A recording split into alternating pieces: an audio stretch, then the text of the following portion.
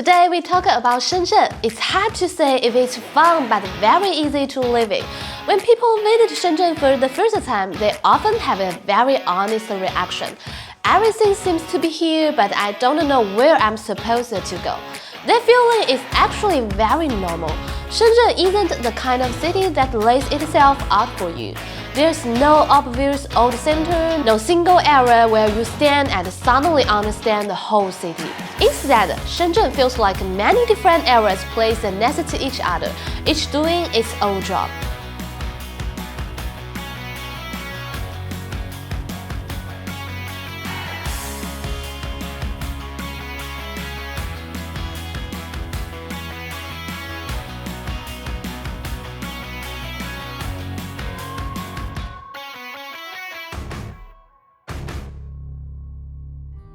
If you spend time around Futian, Shenzhen feels very clear.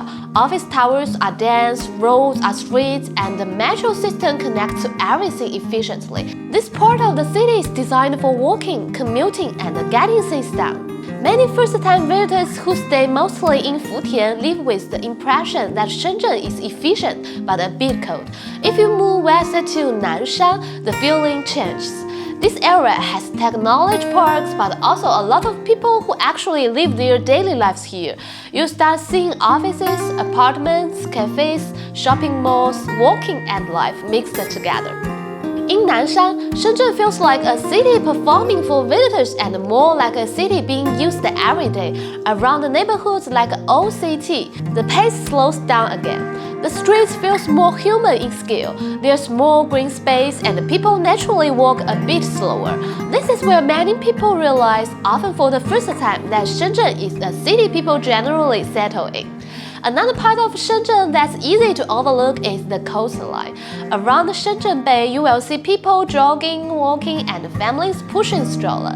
Shenzhen is a coastal city, but it never tries to seal the ocean as a highlight.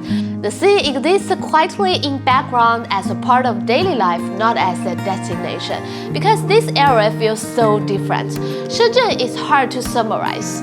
The Shenzhen you experience depends a lot on where you spend your time. That's why people often ask, so what is there to see in Shenzhen? But that question itself doesn't really fit the city. Shenzhen isn't understood through landmarks. It's understood by moving between areas around noticing small things. How people commute, how neighborhoods change, and how daily life is organized. If Shenzhen is your first window into China, it may not give you a strong, memorable image right away. But once you start paying attention to how the city actually works, Shenzhen becomes very concrete. Many people leave Shenzhen saying something like, "It was comfortable, I just don't know if I would come specifically for it." That sentence actually describes Shenzhen quite well. It doesn't try to impress you, it doesn't rush you to explain itself, it just keeps running. If you are getting to know China through its cities, Shenzhen may not be the easiest place to fall in love with, but it's often one of the clearest places to understand how China lives today.